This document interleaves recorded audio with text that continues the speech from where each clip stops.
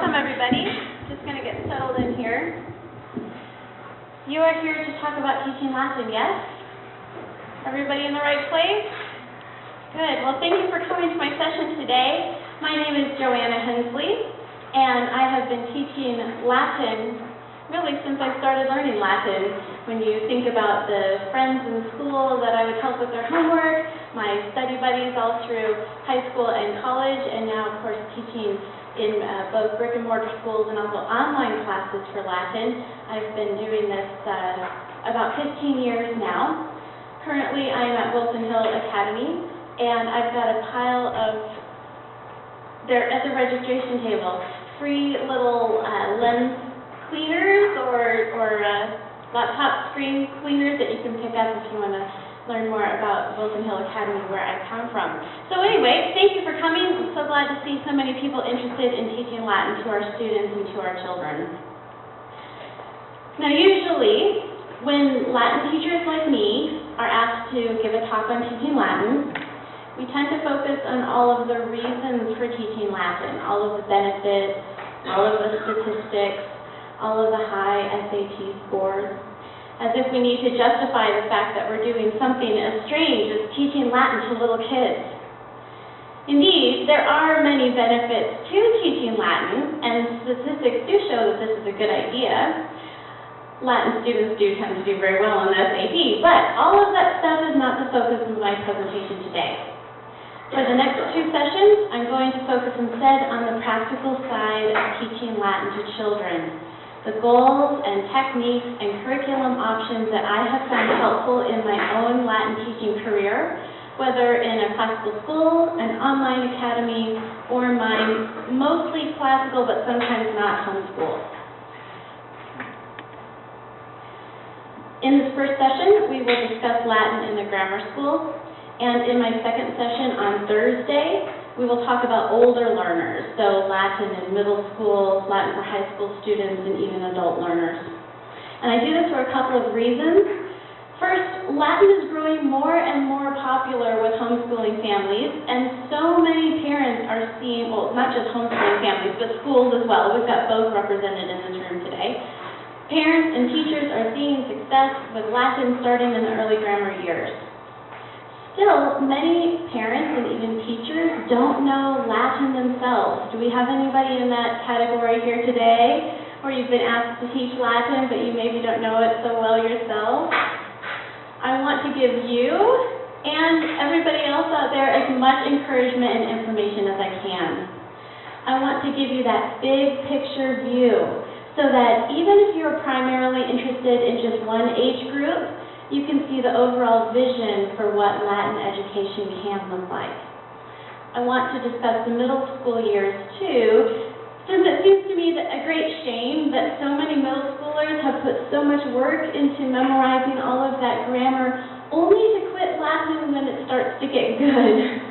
Sometimes they quit Latin in middle school because they need to move on to Spanish or French or something like that, but oftentimes they give up because the Latin is getting more complex than what their parents or teachers are able to manage.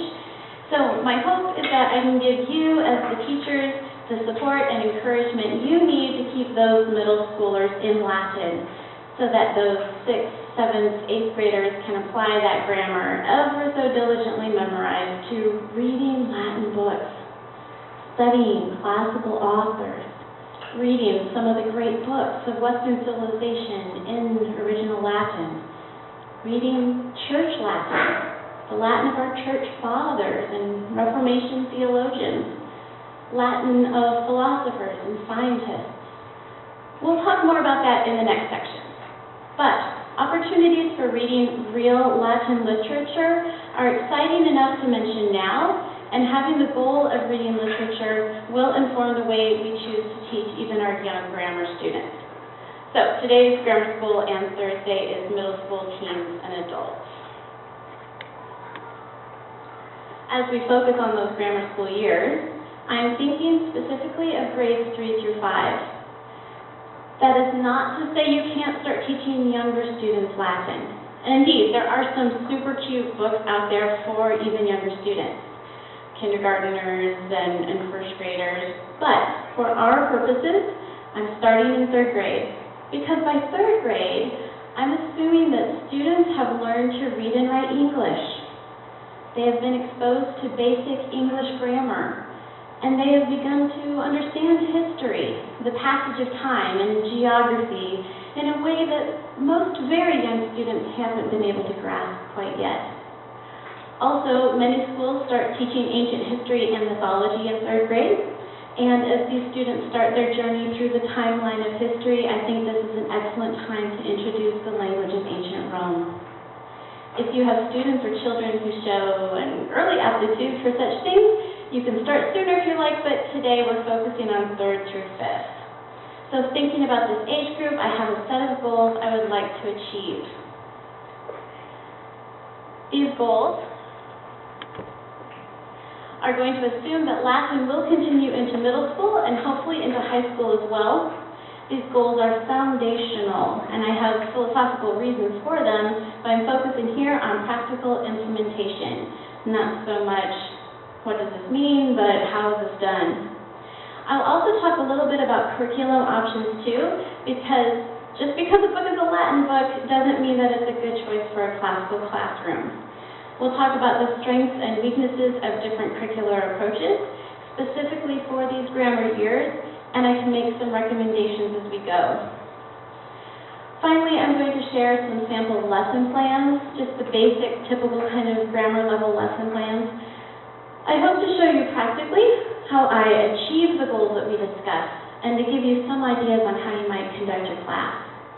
Now, I know I'm not the only Latin teacher in this room. I'm looking at one in particular here. Who else is a Latin teacher right now?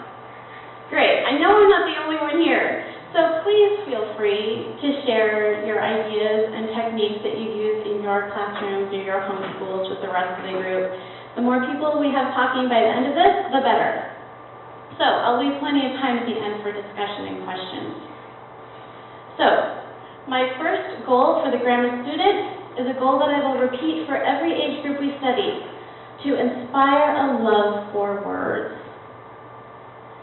Students who love words will want to keep studying them, and this is that habit that will pay off once they're old enough to take the SAT and throughout adult life. At this age, though, students are learning new English words daily. They are getting better at their spelling, and they are trying out more and more sophisticated words with increasing success. It is a powerful thing to learn Latin words, to learn the roots of English words, as this will cause their English vocabulary to explode. And not just their English vocabulary.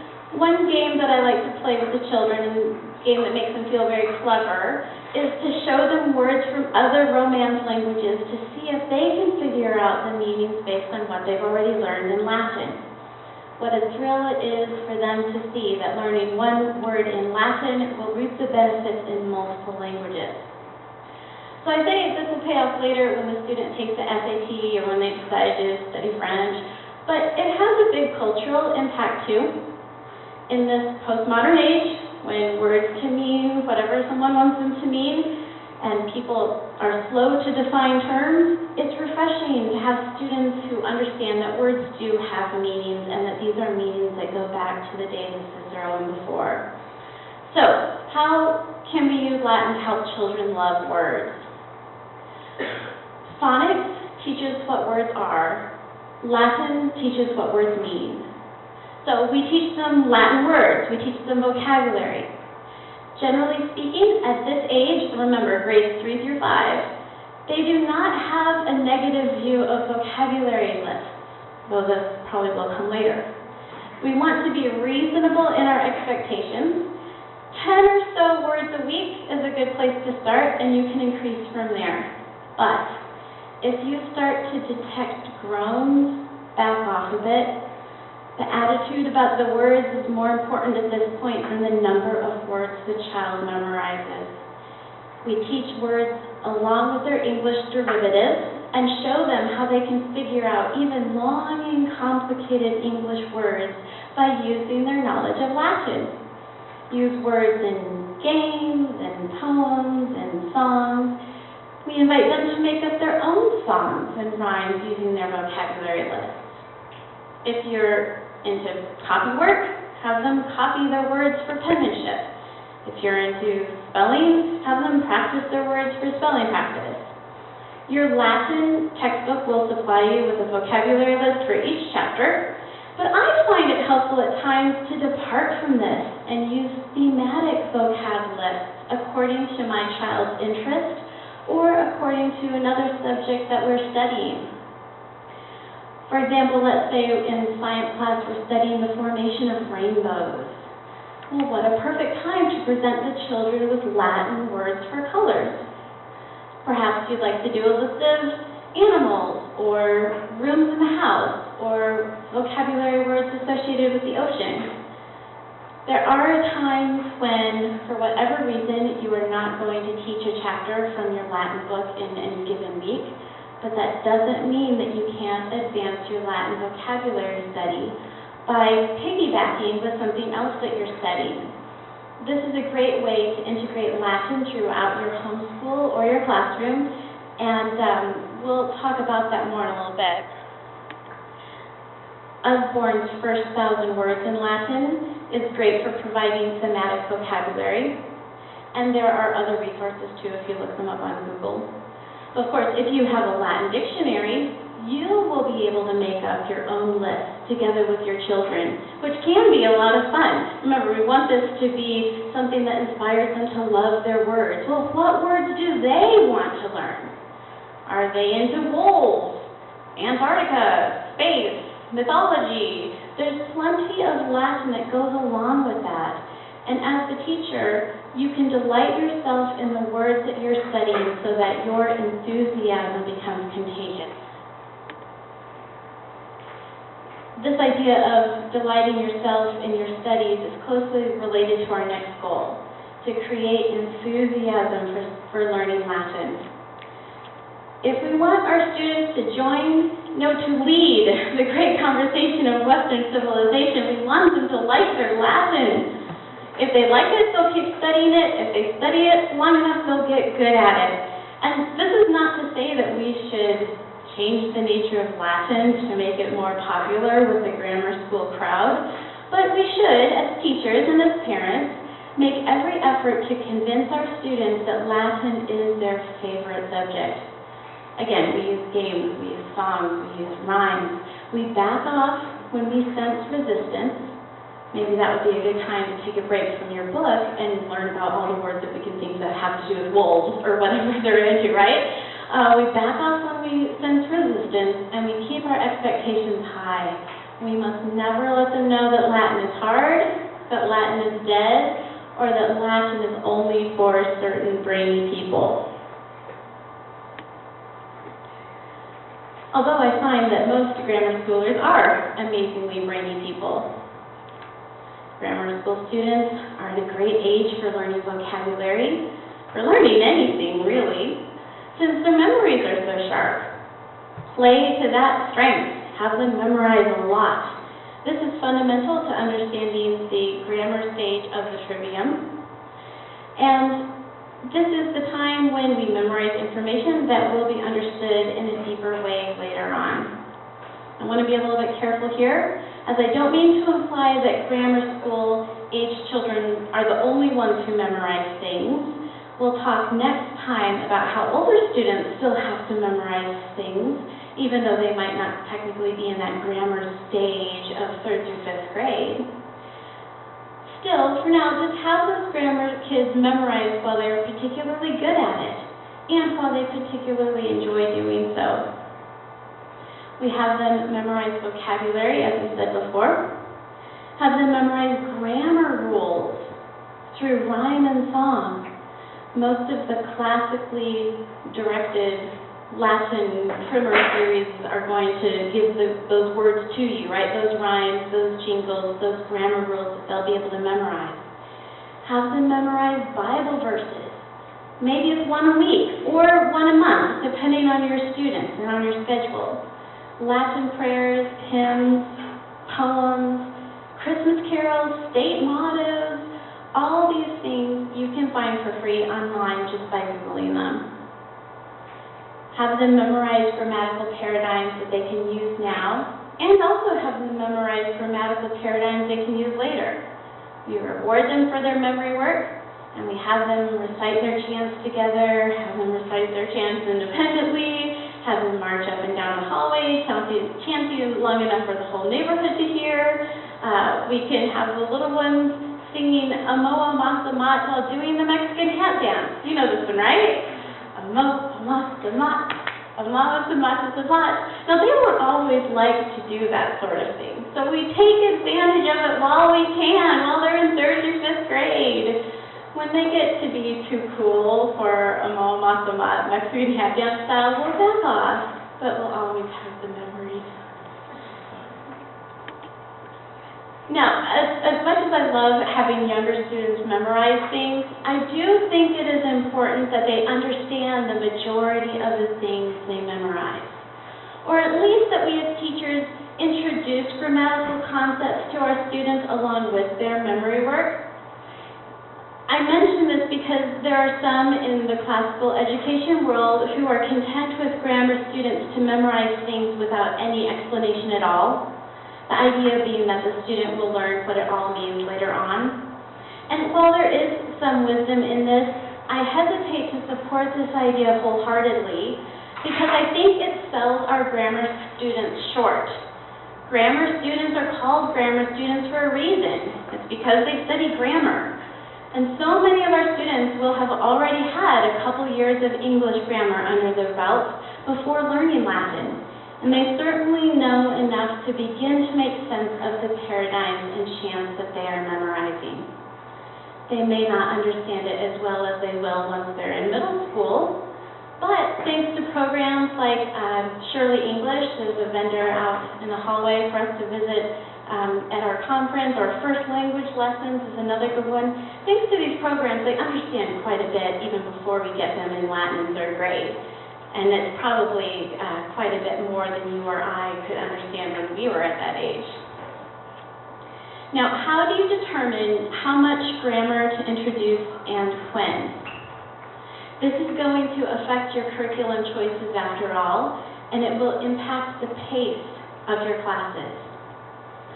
My advice is to let their understanding of English grammar be your guide. If they understand a point of grammar in English class, they should be able to understand it, at least mostly, in Latin class too. If they haven't yet learned a concept in English grammar, say, for example, they haven't studied relative pronouns yet, they can still learn about them in Latin class. They can memorize the paradigms for sure, and as you introduce the concepts, they will grow in their understanding of English. You see, the two grammars complement each other. Memory work is a priority at this stage, but look for curriculum that deals with grammar as well. Grammar really is that important. Now, how many of you have studied a foreign language? Okay, most of you have. How many of you feel like you know English better because you studied a foreign language? Right, most people do.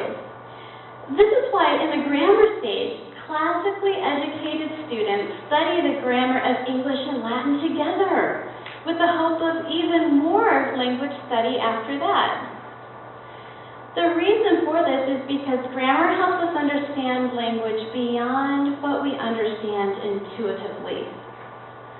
We can analyze words, we can simplify by finding subject and verb, we can isolate clauses, we can find antecedents, we can understand bits and pieces and then understand the whole. As classical educators, we want our students to be able to understand complex ideas and sentences, and we want them to be able to produce complex ideas and sentences. I want my 3rd grader to appreciate stories and language beyond what just his 8-year-old intuition provides naturally. So we're working on, again, understanding beyond just what we can figure out intuitively. Grammar gives us those tools.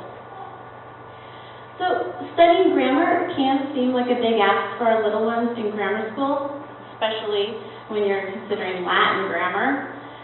But without this tool of learning, all other academic subjects will suffer. Grammar is called grammar school because young students are traditionally taught Latin grammar from the beginning. Having a firm grasp of grammar is so important that we want our students to have this tool of learning as soon as possible, and they can handle it. What they can't handle is reading and writing without a solid grammar foundation. Poor grammar leads to poor reading comprehension and poor writing skills. Poor grammar makes it very difficult to master a foreign language or study complex ideas of science or theology. But with grammar, and especially bringing in Latin grammar, our students can better understand complexities. As history professor William Milligan Sloan said back in 1917, "I never touched a trained mind yet which had not been disciplined by grammar and mathematics, grammar, both Greek and Latin. Nor have I ever discovered mental elegance except in those familiar with Greek and Latin classics." What a privilege it is for us as grammar teachers to give our children this powerful tool of learning. And this is a powerful tool of learning for all children, not just those brainy ones. Now, CCLE's very own Cheryl Swope has written about classical education for special needs children, so I'll leave most of this to her, and I hope, by the way, you're all reading her book, Simply Classical, right? Yes, you are. It's for sale in a booth out there. It's one of the best books on classical education I've ever read, especially for those of us who have kids with special needs. I mean, this book is life-changing. I want to say just a very quick word about special needs. This is my son. He is 8, and language is his particular challenge. I'm sorry I'm getting emotional about this. He just doesn't get language, right? He talks late. He has to work so hard to pick up what other kids just naturally understand. I was terrified to teach him English grammar. And I'm terrified to teach him Latin grammar, too. I didn't do very well teaching him to talk, so I wasn't sure how it would go. But I started in on the English grammar. I used the Shirley English that's for sale in the hallway there, and he took off like a racehorse. He is as obsessed about grammar as I am, which is saying something since I'm a Latin teacher. Latin instruction has been the best language therapy he has ever received. And grammar has truly unlocked the English language for him. Now, as I said before, I've been also nervous about teaching him Latin, but I truly believe that Latin grammar is going to help even our special needs students among us. Whether it's your kids or students in your classroom, don't hesitate to give them Latin grammar. Classical education really is for every child, and it is a privilege for us to give even them this powerful tool of learning. We were just talking about how English grammar helps students understand Latin grammar and vice versa. And this interdisciplinary approach really does pack a punch, especially when your time is limited and you only have a certain amount of class time devoted to Latin. As classroom teachers and as homeschoolers, we should look for opportunities to integrate our subjects so that we can see Latin in everything we learn. This helps us meet a few of our goals: loving words, being enthusiastic, and using our memory skills. I am particularly inspired by Charlotte Mason's idea of the nature walk. She believed that the best way to study science and nature was to go out and look at stuff, observe things, notice things. She would ask, who can see the most and tell me the most about some plant or animal or something like that? And so students would be on the lookout for plants and animals, observing things, asking questions, and delighting in nature.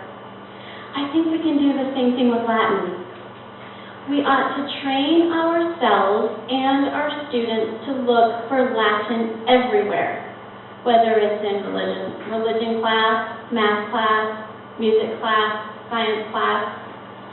As teachers, we teach Roman numerals in math class and how to count to 10 in Latin.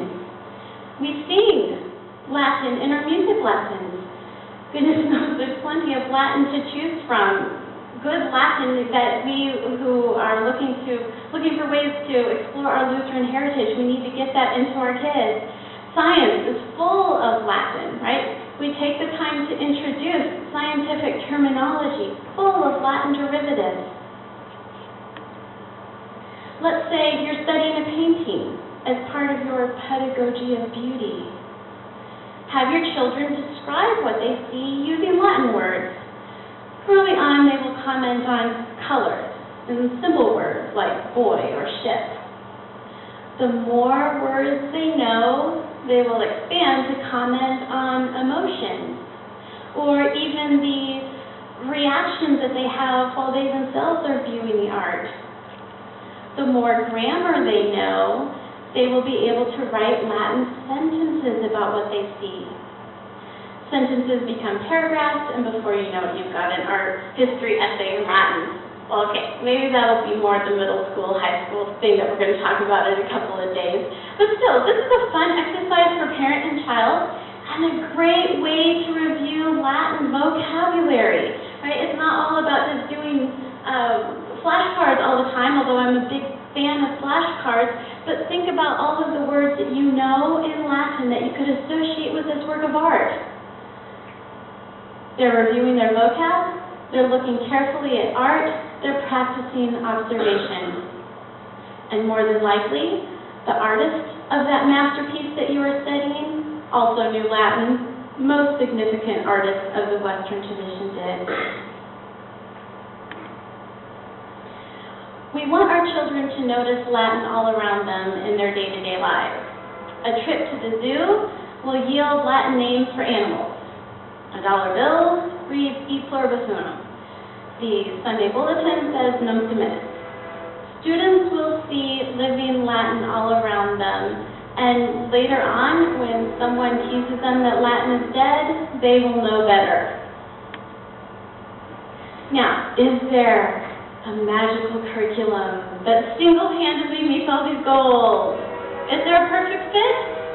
With an answer key for those of us who are learning alongside our children? Well, probably not. But let's talk about some of the different philosophies out there, and we can get to know the different options so that you as a teacher can think about your students and what would work best for them. I always hesitate to recommend just one series off the bat or one book off the bat, because the best curriculum is the curriculum that you are going to do, right? There's no reason for me to recommend something that is not going to resonate with your situation. So I just want to be mindful about that. The best curriculum choice is the one that you're actually going to finish by the end of the year. So let's talk about some of these philosophies of teaching Latin. There's basically three. Okay, we've got the immersion method, the reading method, and the grammar method. And what these different methods are going to look like in the grammar school years is different from what they're going to look like when they get into middle school, but there are still similarities. The immersion method is something along the lines of the Rosetta Stone Latin, or Latina Scola, programs that teach Latin more as if it were a modern foreign language. The idea is to keep all of the texts and discussions in Latin, and usually the emphasis is on oral Latin. There is the assumption that true fluency in a language comes with speaking a language, and if the Romans could do it, so can we.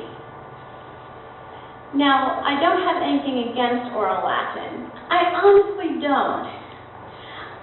As classical educators, though, if we have our goal, reading living Latin books, I think we use our time more wisely in teaching those grammar rules that are going to lead us to Roman literature and Latin literature, rather than learning how to order a coffee at the imaginary Latin-speaking cafe that exists in no Latin-speaking world in today's planet Earth. So again, it's not that I'm against oral Latin. It can be a lot of fun. It can certainly be a way to engage our students, especially those that might be reluctant learners, but I don't know that as classical educators this should be our emphasis.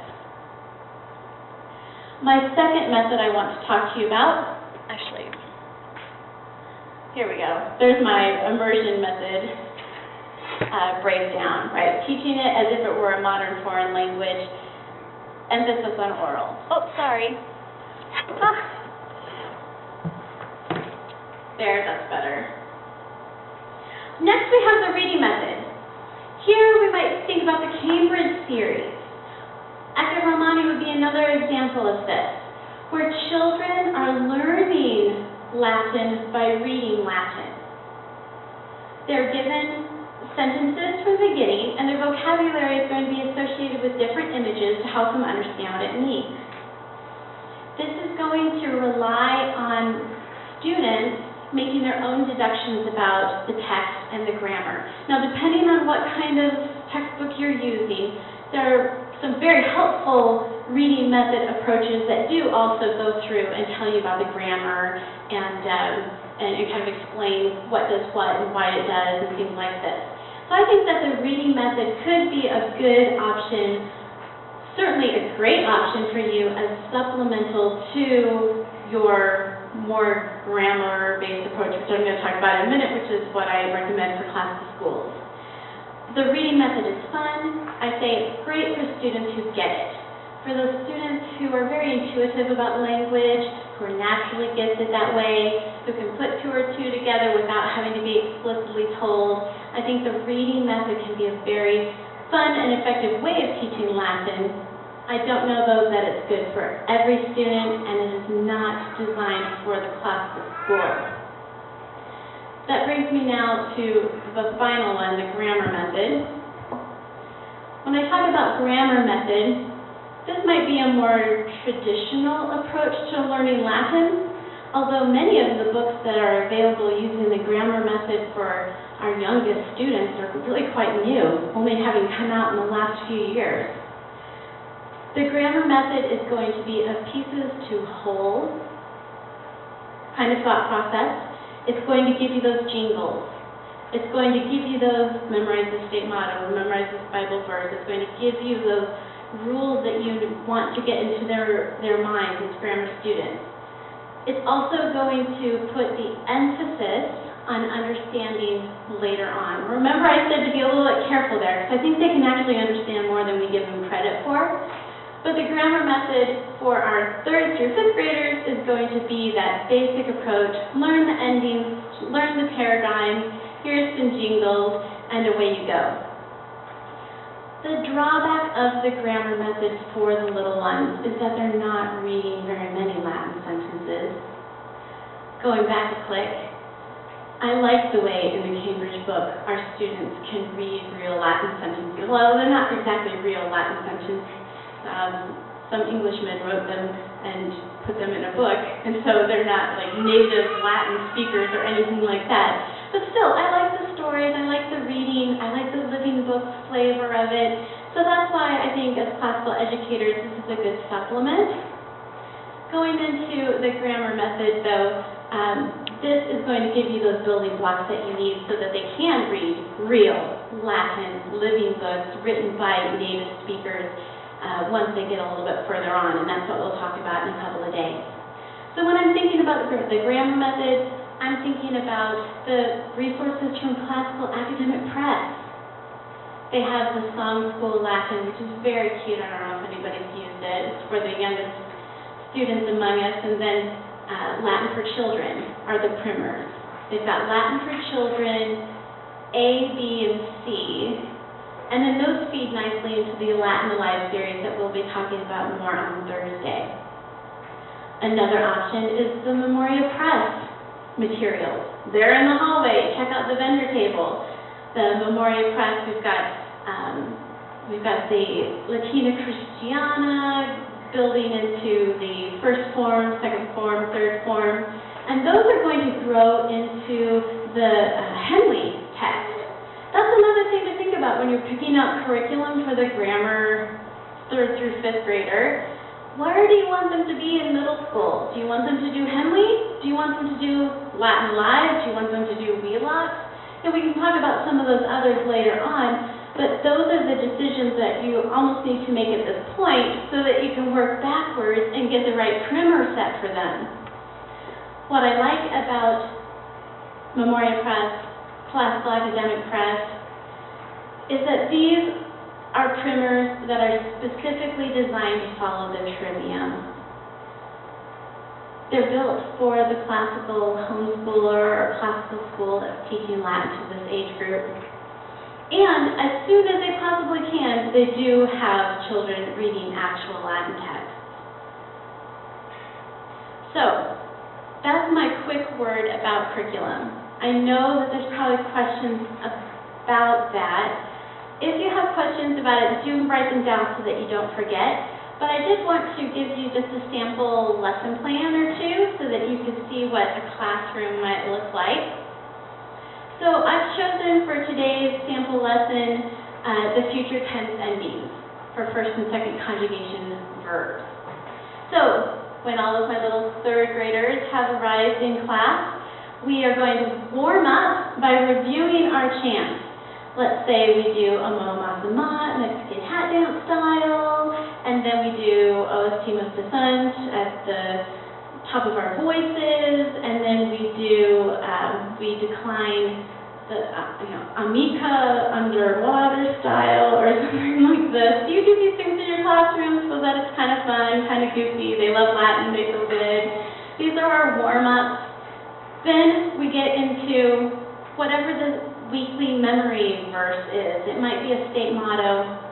It might be a section of a psalm. It might be something that is a liturgical element. Depending on what you're working on, I've had great success one year. I just wanted to memorize the 23rd Psalm in Latin. And we just took it all year long. We just did bits and pieces all the way through. And by the end, they had the psalm memorized. So you can do things like that just depending on what your own goals are for your classroom or homeschool. So then, time for our new chant. Bo bis bit bimis bitis bun. We might say it really loud, say it really quiet, take turns, boys first, then girls, right? We go over it again and again and again until they have that memorized. We practice writing it down. We might have them write it on the board. We're going to use as many of our, kinetic learners, visual learners, all that, trying to oral learners. We're going to incorporate all of those things. And then we're going to discuss the future tense in English. Again, we want them to understand the grammar, Latin grammar and English grammar together. We don't need to separate those into two separate subjects. We want to understand those things together. So we're discussing the future tense in English. And even though most third graders are speaking with the future tense, not all of them have stopped to understand what it is they're really saying. Oh, I will do something. Okay, that means it's going to be happening later on. I'm not doing it at this time. If I were doing it at this time, it would be the present tense. Okay, we're talking about will. Right? We talk about shall and how we use shall in the first person. We also are reminding our students that endings are going to change. They've already seen this with their O Estimos de Sant, bam, bas, bas, bam, bas, bam. They remember this somewhat. We're just building on that foundation. And then we have as our activity, conjugating the verb. Again, this is a very old school grammar-based approach. When you think about conjugating verbs, British schoolboys of old, I'm sure, conjugating verbs, and it was as dry as it could be. But we can do this in such a way that it doesn't have to be tormenting to the little chaps. We do fist bump conjugating, where one hand is going to be the stem and the other is the ending. So, ama bo, ama this. Or maybe the girls are doing it and the stem and the boys are doing the ending or something like that, and we're yelling back and forth across the classroom. We might take turns like this and go as fast as we can until somebody makes a mistake, and then we all have a chuckle and then we start all over again. Again, the idea is to make this conjugating as fun as it can be. We want enthusiasm up, we want energy levels up. Then we're going to just to make it a little bit more complex, bring in present tense verbs that they've already studied, along with this new future tense that we've introduced. Okay, we're going to see if they can spot the differences. We're going to give them more examples. We're going to talk about what's similar and what's different. Then for assessment at this age, I would have them chant independently their Bovis Bit Bimus Bit Bunt, be able to write out a conjugation either in their notebooks or on the chalkboard or something like that, just so I can see that their spelling has been mastered. And then you can assign memory work as homework as well. I'm not a huge fan of sending home worksheets at this age, partly because parents don't necessarily know how to help them. And I don't want the parents to sort of get down on my Latin program because they don't know how to help with the homework. So I tend to give for memory work vocabulary, that flashcard review that the parents can feel more confident about doing, and then we'll do the conjugating here in the classroom. So that would be one sample lesson plan. I've got another one here. I'll just go through it quickly so that we can have some time for discussion. My next lesson plan here is going to be an introduction of a vocabulary list. I told you before that 10 words is a good amount to expect from this age. So my objective for today's class is to introduce 10 vocabulary words from our weekly vocab list. So we warm up with our chants as we did before, only now we're adding Bovis Bit Bimus Bit Bunt because we just learned that one yesterday. And we also have this week's Bible verse or whatever we were working on, as I explained before. When I'm teaching them their vocabulary, I always want to remind them that we're not just studying Latin words to know the Latin words. We're learning the Latin words to help us understand all kinds of things about language, about English language, about other Romance languages. Right? This is going to develop that curiosity about words, that love for words that is far more important to me than how many words they memorize each week, right? I want that love for words. And I remind the students that pronunciation, spelling, and learning all their principal parts or their genders for nouns, that all of this is important. I read over a vocabulary word, I have the students repeat. We do this several times until they get the hang of it. We'll also go through and identify the word as a noun or a verb or an adjective. Again, we want them to understand as much grammar as they possibly can. And they will be able to do this based on what they've studied in kindergarten and first and second grade when they do their Shirley grammar lessons. I will work on derivatives. Derivatives are, of course, words that we have in our English language that come to us from the Latin. We're looking for words that have similar spelling and similar meanings. And I give this example here, laudare means to praise. I was asked with students to give me any derivatives that they know, and a common one for this one might be, loud. And at this point you think, well, it can certainly help us remember that laudare means praise because sometimes we praise loudly, but it's not exactly the derivative that we're after. Those of you who know this age group well will appreciate this. Laudamus means we praise, and once I asked a student to tell me what laudamus means, and he said, a loud moose? So sometimes it takes a while to get onto the derivative thing, but then I would give my derivative, laud, as in, all glory, laud, and honor to thee, Redeemer King. Oh, okay, so that has something to do with praise. Ah, now we got it. Sorry, because another really lame Latin pun. Now we got it technically means he failed, but it sounds like now we get it, so get it? Now we got it? Okay. I have the students create flashcards. I do find value in having them write down the words. There is a presentation going on right now about the value of handwriting in the computer age. I really wanted to go to it. because I'm sure she would talk about the value of writing things for kinetic learning, also just for the good penmanship practice, copywork opportunity. There's a lot of good reasons to have children in grammar school writing, and this gives them another opportunity to practice that skill. We drill with games. So as soon as I have that flashcard, it goes into my games basket. Okay? I keep a set of flashcards as well as what the students take home with them. And in my basket, I can pull out any word for the year, any word that they can review. We can use this for hangman. We can use this for charades. We can use this for whoever knows this word gets to line up first today. Whoever can draw this picture or Pictionary, pretty much any game that you would ever want to play around the world. You can do a lot of those things with Latin vocabulary, and it's a helpful thing just to, again, keep that constant review, making it fun. Their love for words, their enthusiasm is high. Sometimes I will ask them for homework to talk to their parents about derivatives. Can they as a family come up with a derivative for a particular word on their vocabulary list?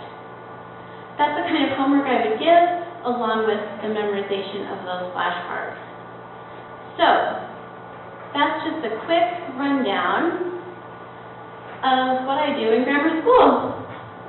So, here's my contact information if you have questions later on, but I'd like you to ask your questions now as well. And again, we've got lots of Latin teachers in this room, so please don't feel like I'm the only one that you need to hear from.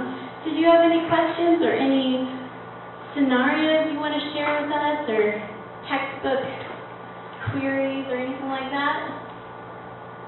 Yes? One of the things we do in school, we kind of play a little Jeopardy or point-wise with the Latin. So when we play the game, we have 5 points, 10 points, 25, and the categories on top for students.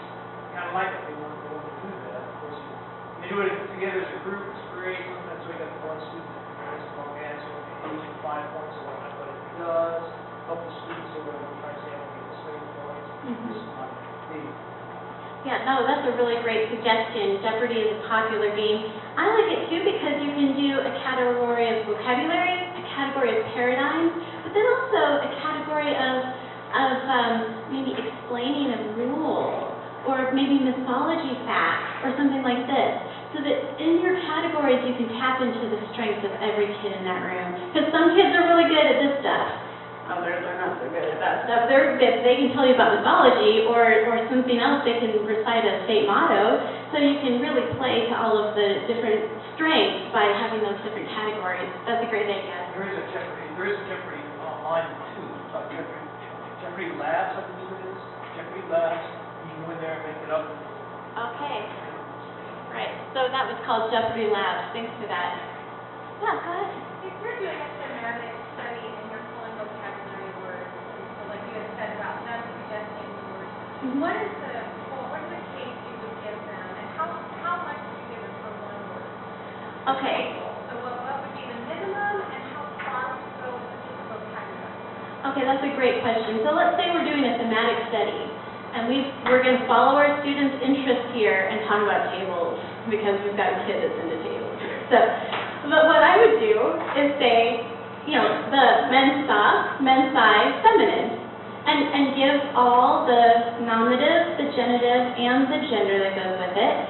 So that's your basic dictionary entry. And the reason I do that is because it does seem odd to a grammar school student to think, why do I have to know 2 words when it's only a word table, and what's this feminine stuff? But it only seems odd for a matter of days until they get over it, and then they're like, oh yeah, I'm supposed to remember that. And sometimes what I'll do, like for a game, let's say I want them to tell me the word for table. I'm drawing a picture of a table, quick, and I say, and they'll say, what are the endings? You got it, you did the right job, you get the point, but what are the endings? And then they'll go ahead and produce that. The reason I do that is because it's far easier to get a grammar school student to get over the weirdness than to ask a 7th grader to get over the weirdness. Because that's just, once they're in middle school, getting over the weirdness of things is not easy. So yeah, that's a great question. Like, and are you concerned with subject verb agreement? That's a great question. So the question is, how concerned are we with conjugating verbs properly when the student is actually putting together their own sentence? If a grammar school student is putting together a Latin sentence, I'm pretty much thrilled to pieces no matter what comes out of their mouths. I'm dancing. I'm really excited about that. Now, I might still correct them if they don't conjugate it perfectly. I might say, oh, and this is how we spell that, and write it down so they can see, oh yeah, I shouldn't have said woco, I should have said wocat. You know, you can make those very gentle corrections. I would make them, but I wouldn't emphasize that to the point of discouraging them from ever doing it again, because they will have so much fun making their Latin sentences and doing oral Latin. Again, we want to strive for that perfection, but the perfection, I think, can be better expected in middle school. Yeah, good question. Anything else? Yes? Do you have a site for translating? Because it seems like perhaps I'm not familiar with all the endings, and I'll think, oh no, that's not a mistake, it should be this way. And then of course I go online and I'm going to the translation, I've got an ending that I'm not familiar with. So what's one that like, well, I tell the kids, shut the door, turn off the light. And I wasn't sure that I was getting it right. Okay. It should be this year, and if you learn it different some other time, that's fine. Right. So what's a good site, what English to get through life? I think that's a really good question, especially since there are many of us who want our students to know more Latin than what we ourselves have. So if you Googled oral Latin, for example, you would see all sorts of lists.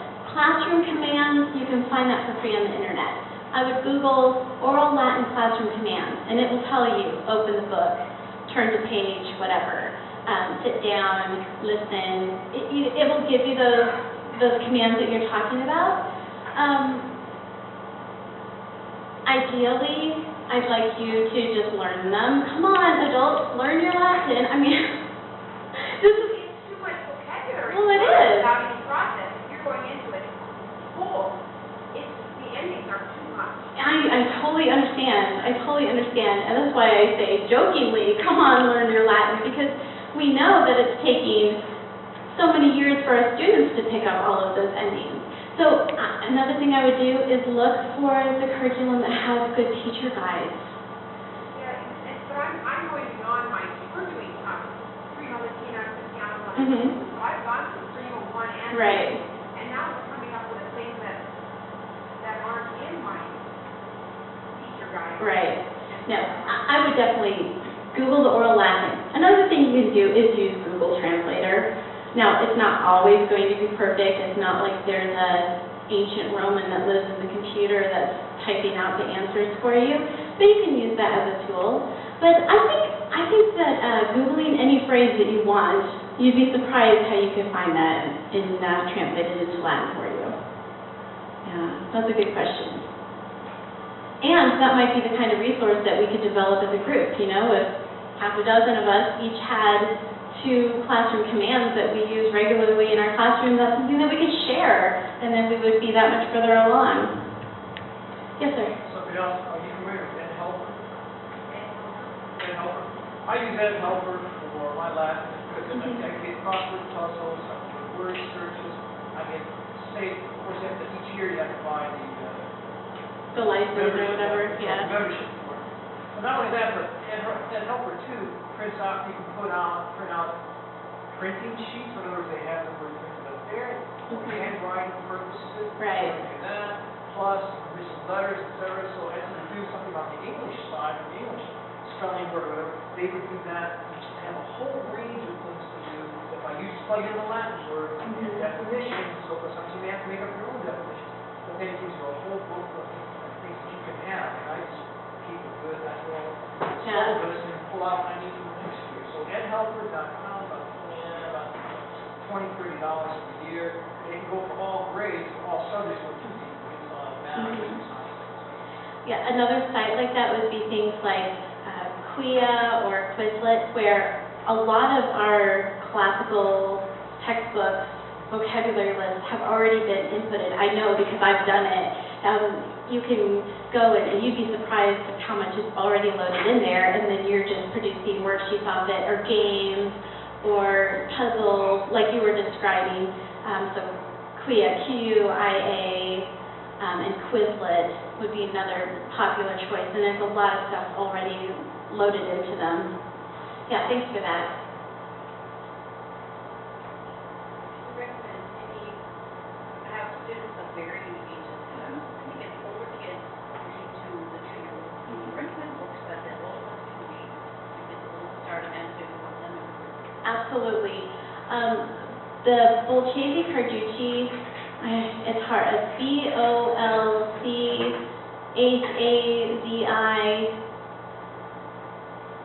and then Carducci, C-A-R, is it 2D, D-U-C-C-I? 1D, 2C, D-U-C-C-I, or Bolchesi Carducci. They have these readers that are similar to those books that you read when you're learning English and you're learning to count to 10. 1 lamb, 2 doves, 3 pigs, 4 horses, and there's cute illustrations. And then there might be little sentences like 4 blue horses or something like that. But it has simple enough vocabulary that the younger Latin student would know what they all are. And then the even younger student, like the little brothers and sisters, would be able to read that and I think have their interest piqued. And I want to say there's half a dozen or so of these readers, and they're called something like early Latin readers. But Bolchesi Carducci, I can never even say it right. Bolchesi Carducci, and I want to also commend you for using your kids in that way, because I'm a big fan of having my older students read to the younger students. It helps them practice, it gets them read to, and when you can do that in Latin, all the better. You're keeping the review up for the older students, you're maintaining enthusiasm. Latin for service is something that we're going to talk about on Thursday. I think Latin needs to be used for service of the neighbor, and I think that's a great way to do it, so it's a good idea. Yeah? My 7th grade class last year, what we did was we took the story of Adeline and we translated it to Latin. Wow. It was like a big, It'd be a big project. And I thought of it was not. Then we went to lower school grade and we taped the words over.